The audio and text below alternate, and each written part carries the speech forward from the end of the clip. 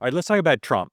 For the transition in the first few weeks, months, the perception for most people we know was things are going well. Trump's moving fast. He's getting a lot done.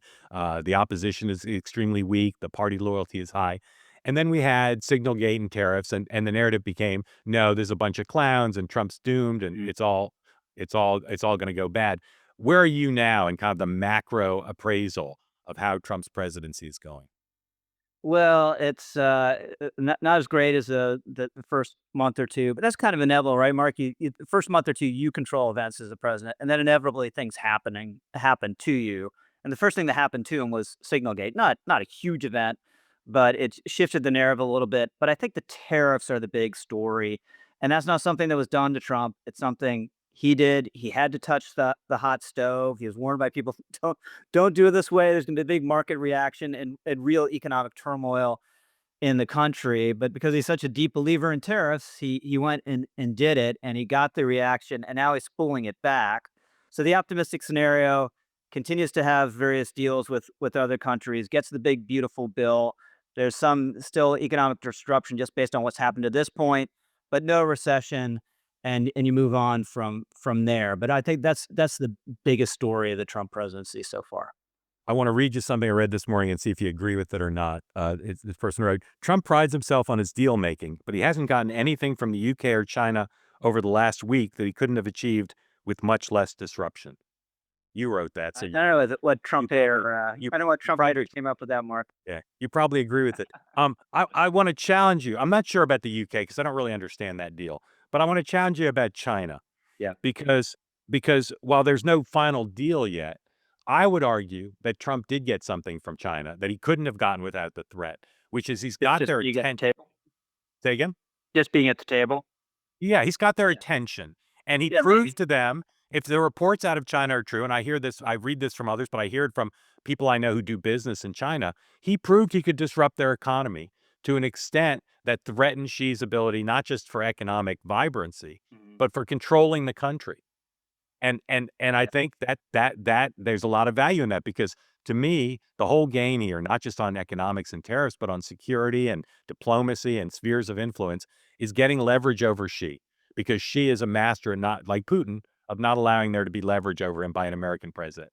I think Trump got us something huge from China, which is again she now gets it. He can't just ignore what Trump wants to do with trade and of these other issues. So, do you want to revise and extend, or tell me I'm Well, I think that's a good counterpoint. I'm not sure that Trump that they were ever discounting Trump or not paying serious attention to him, and there's a mutual blinking here. So that's sort of the optimistic take from the U.S. perspective is he realizes how vulnerable he is.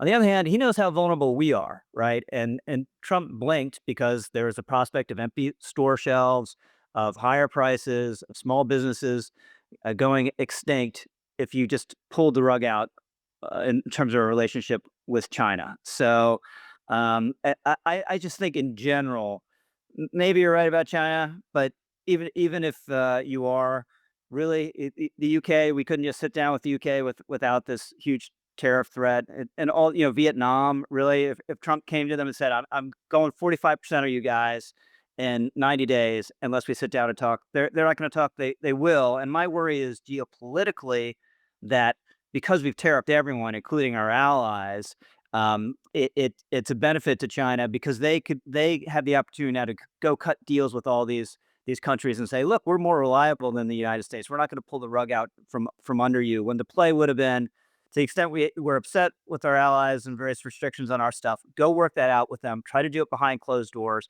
and then ring fence China, and then deal with China from a position of strength, where you have all these better deals with yeah. the allies. I get that argument, but I'd say two things that I think are at least plausibly true, and I think they animate Trump's perspective. One is that I believe we can make up with these countries. I don't believe that the Mm. damage is irreparable, even with Canada, because they need the United States so much, and because there is so much goodwill. And the other is Yeah. the first question we were talking about vis-a-vis China, which is could you have gotten these things without walking into their homes and breaking their China and saying now you're going to need new China? I just don't think using the other meaning of China. I just don't think that's true. Or at least I don't think it's obviously false. I think the whole point of what Trump was doing was to say again, it's some of the stuff he did in foreign policy in the first term. I'm a fucking crazy person. Mhm, Like, mhm. I'll do anything. Yeah, I'll say we're gonna annex Canada. I will say and do anything. Now do I have your attention? yeah, Let's fix this. And the reality is, and this is again, I believe the president's point of view. They say they're our friends and they're so affronted that we're talking to them negatively. Buy our beef.